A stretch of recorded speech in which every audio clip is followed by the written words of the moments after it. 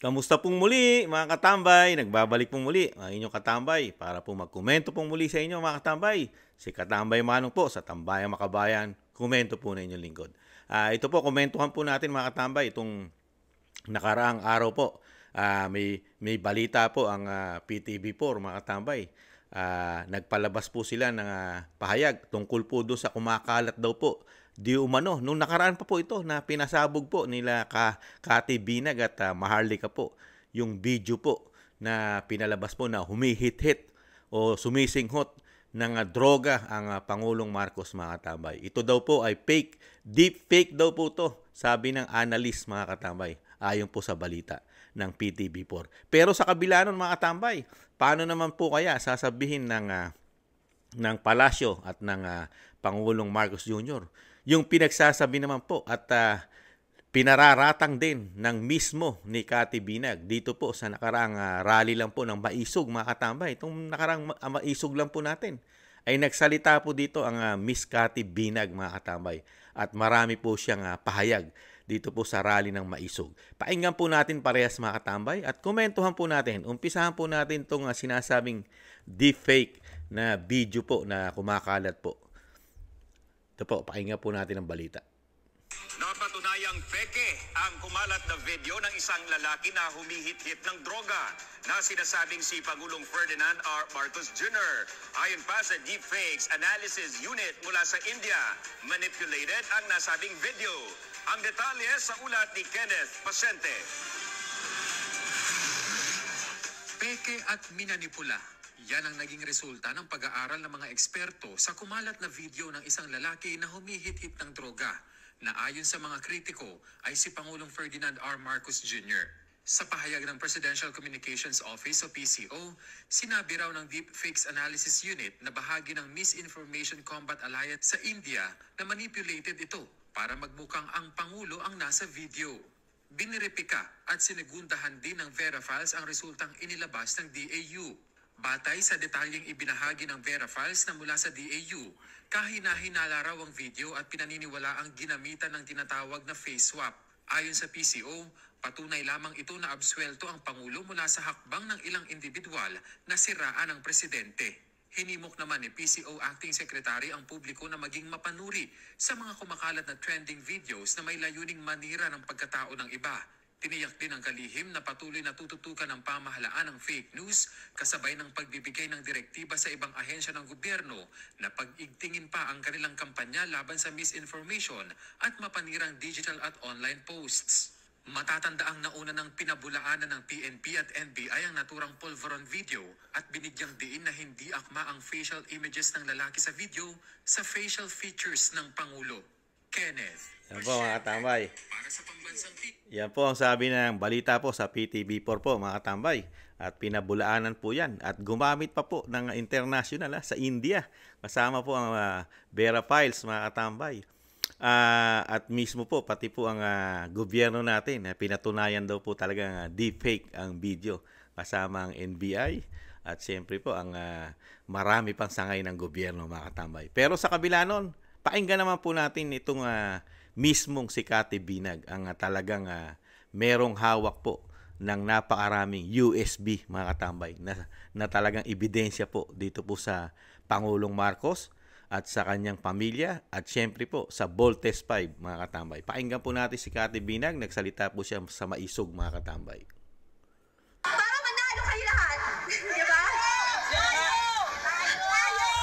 Tayo! Di ba? So, it's my pleasure to be here. Nakakatuwa. May mga panahon na gusto kong puntahan lahat ng inyong rally. Pero alam niyo naman po, syempre, sabi nga na mag-ingat ako. Pero alam niyo po, sabi ko nga, kung eto yung magiging dahilan para maibuwis ko yung buhay ko. As long na alam natin na ang buhay natin ay sinurrender na natin sa Panginoon. Hindi na tayo matatakot dahil alam natin ito ay isang malaking bagay for us para sa mamamayang Pilipino. Wala na ho akong pakialam. Naumpisahan na ho natin ito, hindi na ho tayo titigil. Kasi alam natin, nagsasabi tayo ng totoo, hindi tayo nagsisinungaling. Sabi ko nga, I have nothing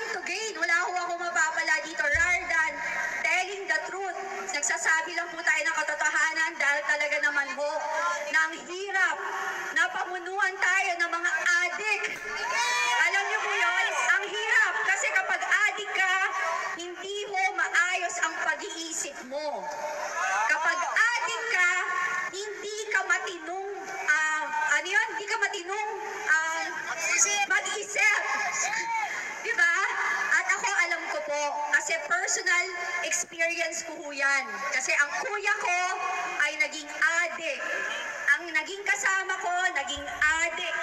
Naabuso po ako ng adik.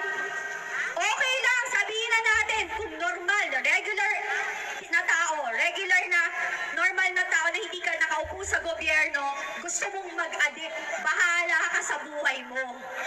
Pero kapag ikaw ay nanungkulan sa gobyerno, kailangan natin ng isang mga leader na may paninindigan na talaga pong pinaglalaban tayo.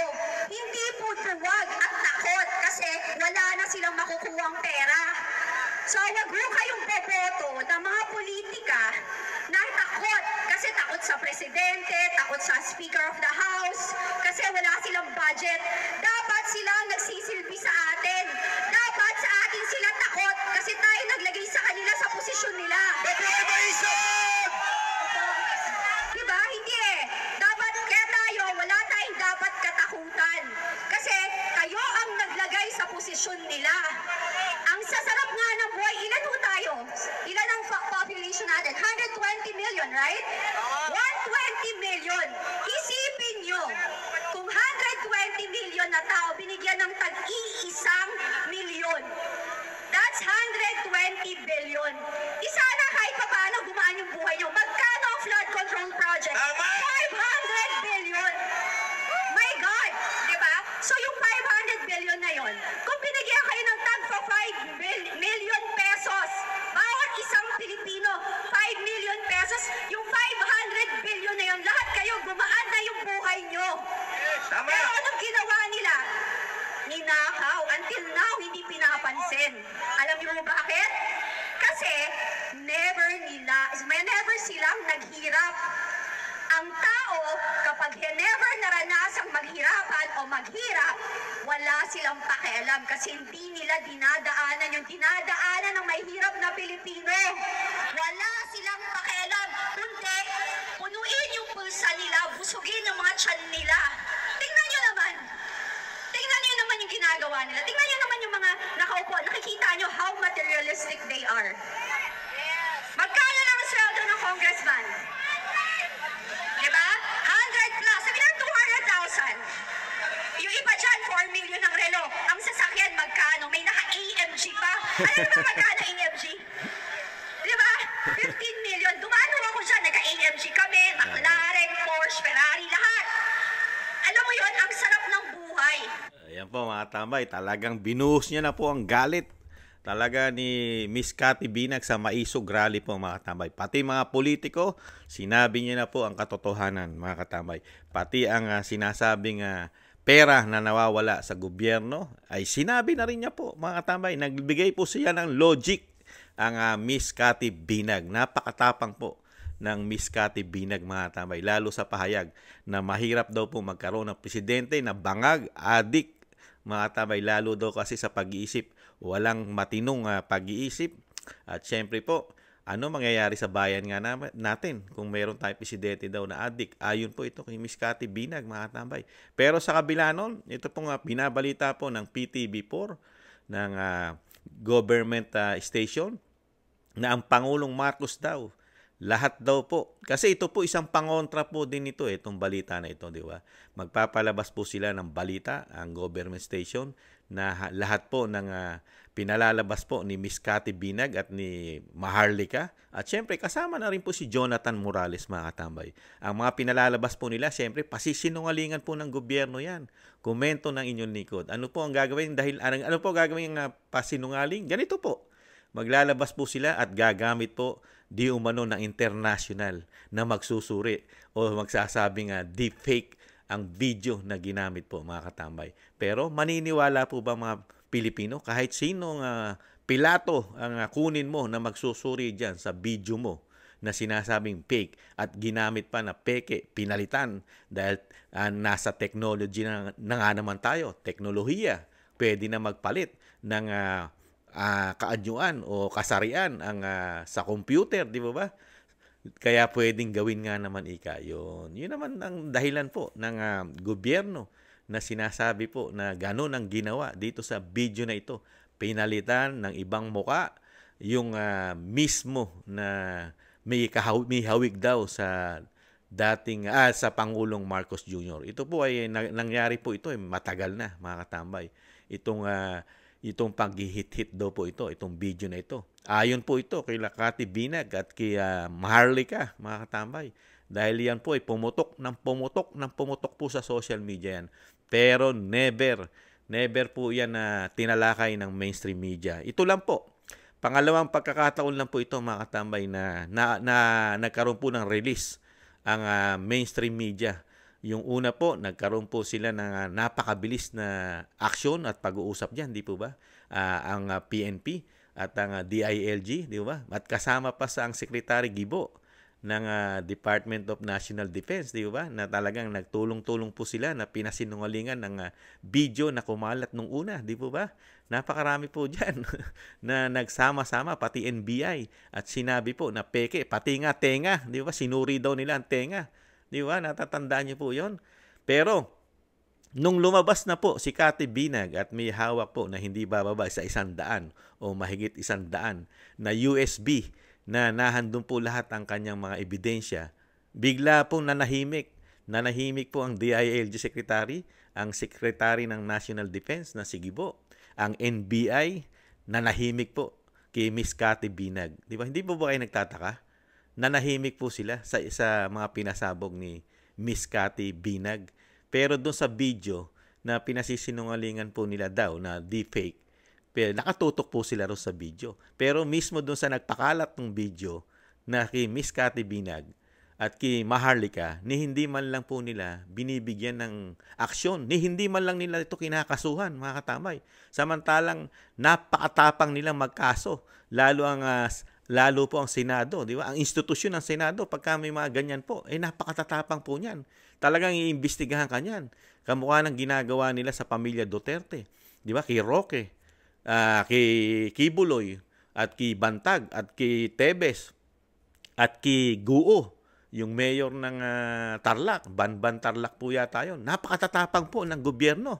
Pero pagdating po kay Cathy Binag, nakapagtataka. Tahimik po ang institusyon din ng Kamara at Senado. At tahimik din po ang gobyerno. Tahimik din po ang NBI. Di ba? Tahimik. Ang DILG Secretary, tahimik. Ang National Defense Secretary, tahimik din po. Ang si Secretary Gibo at si Secretary Abalos, mga katambay, tahimik din po. Di ba? Hindi nyo ba napapansin? Tahimik po pagdating sa issue ni Cathy Binag, doon sa mga sinasabi ni Cathy Binag, mga katambay. Tahimik ang gobyerno. Dito lang po, ginagawa lang po nila itong parang panangga o sinasabing pangontra dito po sa halos sa araw-araw po laman ng social media itong si Cathy Binag. Hindi po nawawala ito dahil ito po meron po itong nagkaroon na po ito ng vlog, mga katambay, sa social media.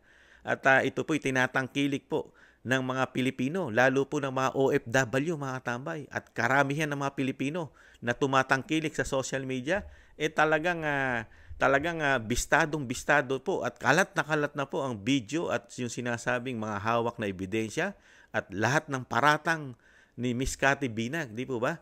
At isa pa, mga katambay, hindi mo na ngayon mapapaniwala, lalo sa social media, lalo sa mga OFW, lalo sa gumagamit ng social media na mga Pilipino. Dahil alam naman po natin ngayon, social media na po ngayon.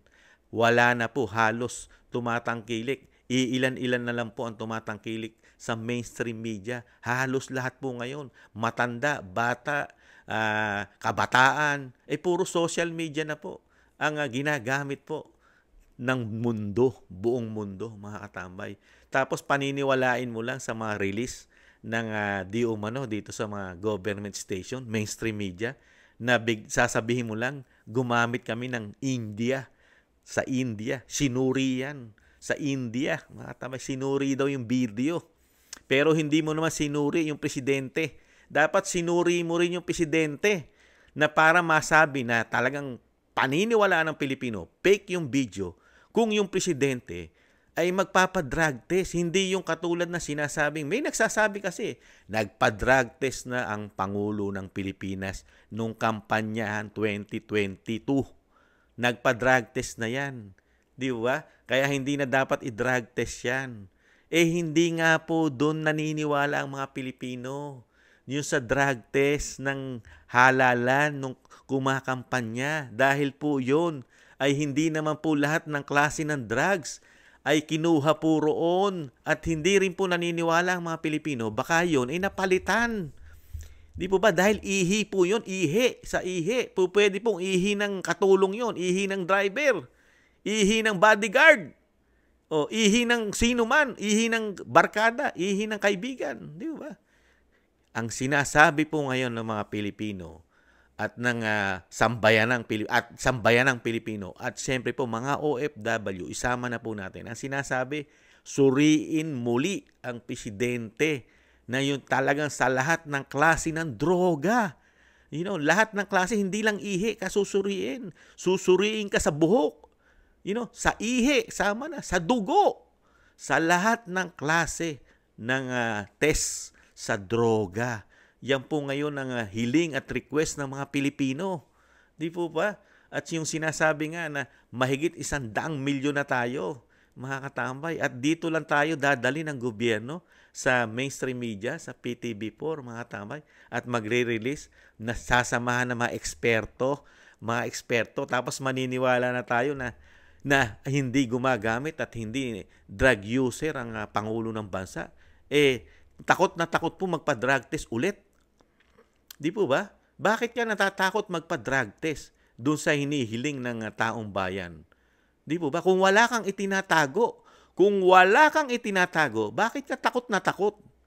Takot na takot mo ibigay sa sambayan ng Pilipino na ang sambayan ng Pilipino ang nagluklok sa iyo riyan. Bakit ayaw mo sundin ang Pilipino? Nung maging presidente ka na, wala ka na sinusunod. Komento lang na inyong lingkod. Bakit po ganon?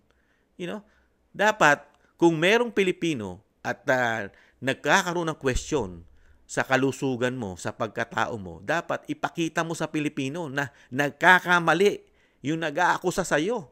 Panindigan mo bilang presidente ka ng Pilipinas.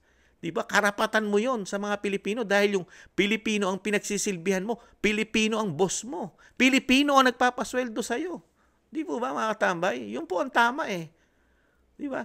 Napakarami po nangyayari po sa ating bansa. Di ba? Hindi lang naman po ang issue sa droga ang problema ng bansa. Di ba?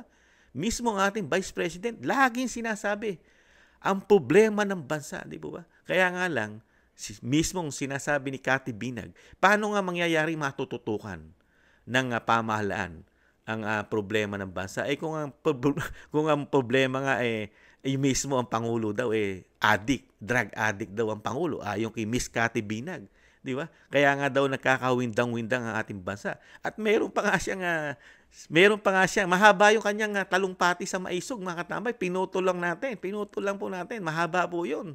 Ilang oras po 'yun yung event po ng Maisog at marami po nagsalita ron. Kinuha lang po natin na yung salita na ilang minuto ni Miss Cathy Binag. Pero doon, diniin niya lahat. Lahat po ng gusto niya sabihin, pati po katiwalian. Nabanggit na rin niya po, di ba? Nagbigay pa nga siya ng example. Di ba? Yung sa dami ng perang nakukulimbat o nakukurap di umano, ayon kay Miss Cathy Binag, di ba? Sinabi niya tahasan, kung 120 million daw po ang mga Pilipino, pwede nga raw bigyan ng tigi 1 milyon. Di ba? Tigi 1 milyon. At sobra pa yung 500 billion, mga katambay, doon sa 120 million. At makakagaang na sa buhay ng mga Pilipino, mga katambay. Sa flood control money pa lang yon. Pwede ka na raw magbigay ng 1 million na isang Pilipino. O kahit sabihin natin na isang pamilyang Pilipino. Di ba? Kasi pag sinabi mo nga Pilipino, siyempre, equivalent po yan o ang total po niya kasama bata. Di ba? Sa daong kung talaga ito total mo Pilipino. Walang exempted yan. Pati sanggol kasama sa bilang Pilipino. Siyempre mga ganun po. Logic na lang yan. Hindi pa gagastos ng pera yon. Ang gagastos nun magulang. Di ba? Yan ang logic nun Pero may katwiran naman po, tatama naman po dahil nilagyan niya po ng logic yung nakukuha at sinasabing nalulustay at tinatangay ng baha. Binanggit ni Miss Cathy Binag at napakarami pa, di ba? Pati yung institusyon ay pinatamaan niya rin po ni Miss Cathy Binag ang institusyon po ng Senado at ng Kamara dahil nga yung mga luxury o luxurious na talagang nakikita po sa kanila, sa mga mambabatas, nagmamahalang masasakyan, ilang milyon, di ba? Ilang milyong mga alahas, bags, na dinanas din po niya yan dahil na nga po siya po ay live-in partner o partner po ni Florendo, di ba? Na isa rin pong napakayaman sa Pilipinas ang mga Florendo. Kaya dinanas din po ni Miss Cathy Binag yung maging maluho at lahat ng klase ng gamit sa sakyan ay ubod ng mahal dahil pinagdaanan niya yan. Kaya nasasabi niya po na nagtataka rin siya sa institusyon dito sa mga politiko, lalo sa mga mambabatas, na hindi pa nga naman tataas ang sweldo ng 100 hanggang 200,000 o nilagay niya na sa 300,000 mga katambay para maipon mo itong milyong luho. Di ba? Napakarami niya pong binunyag. Pero ang pinaka-bottom line natin dito, yung droga. Yung droga na pinasisinungalingan ng gobyerno ng Pangulong Marcos. Pero hirap naman po silang pasinungalingan o kontrahin, mga katambay. Di ba? Kaya dito po sa nangyayari po sa issue po ng droga ng Pangulong Marcos ay hindi po ito matutuldukan, mga katambay. Hindi matutuldukan. Mahihirapan po. Hirap na hirap po ang mainstream media, lalo po ang sinasabi po natin na government station na PTV4. Mahihirapan po ito. Mahihirapan po ito na pasinungalingan at pabanguhin.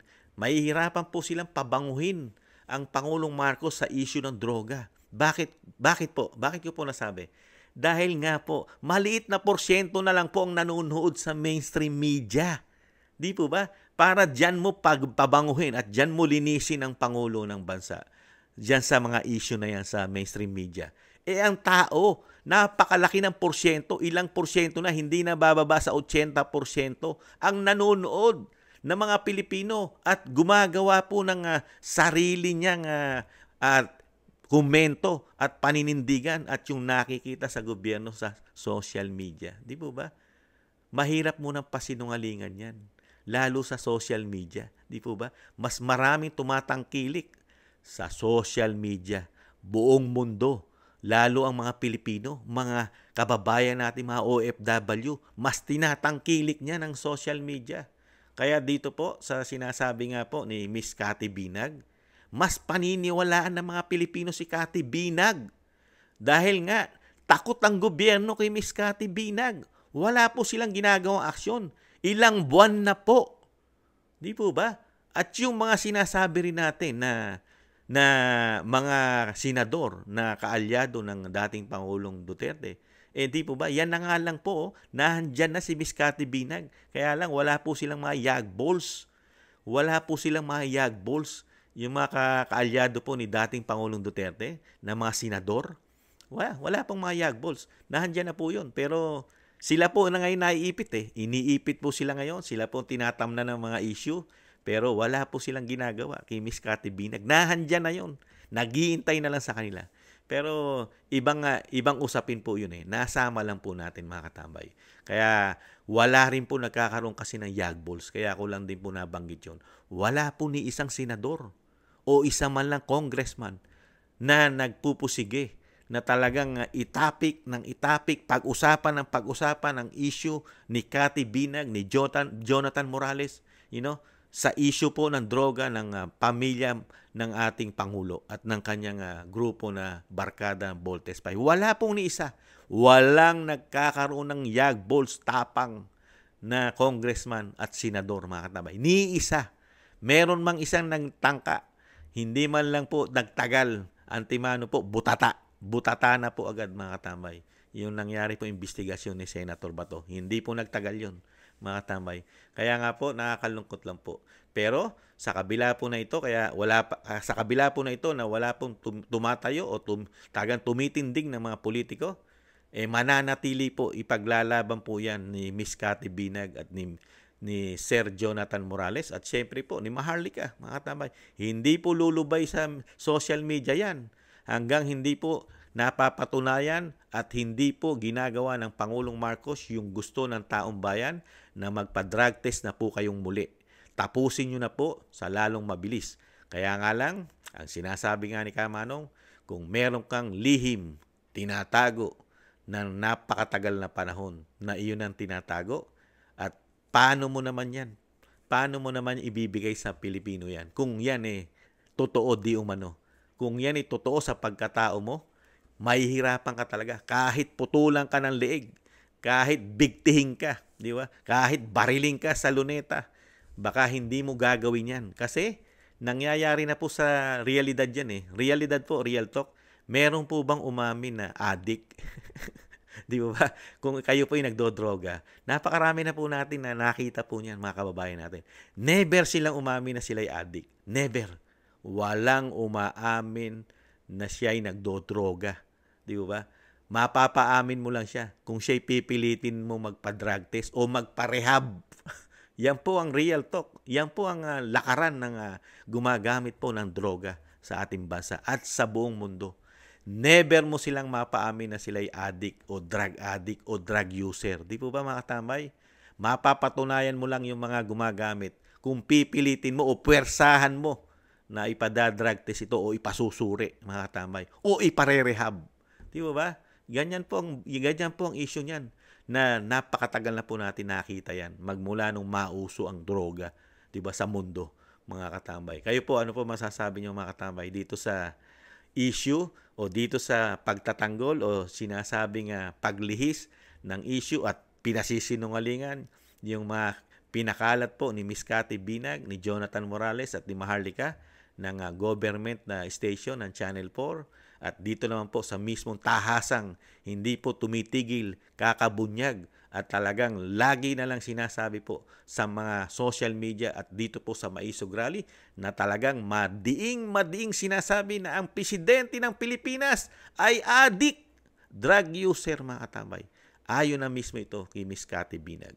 Muli po, mga katambay, maraming salamat po sa naagusto po na ating maliit na channel, Tambayang Makabayan. Komento po na inyong lingkod sa YouTube at TikTok. At maraming salamat po sa mga nagko-comment, like, share, and subscribe. At maraming salamat po, mga katambay, sa wala pong sawa niyong pagsama po at pagtangkilik po sa ating maliit na istasyon, Tambayang Makabayan. Maraming salamat po, mga katambay. Sa muli po, ingatan nawa, paalam, bye-bye.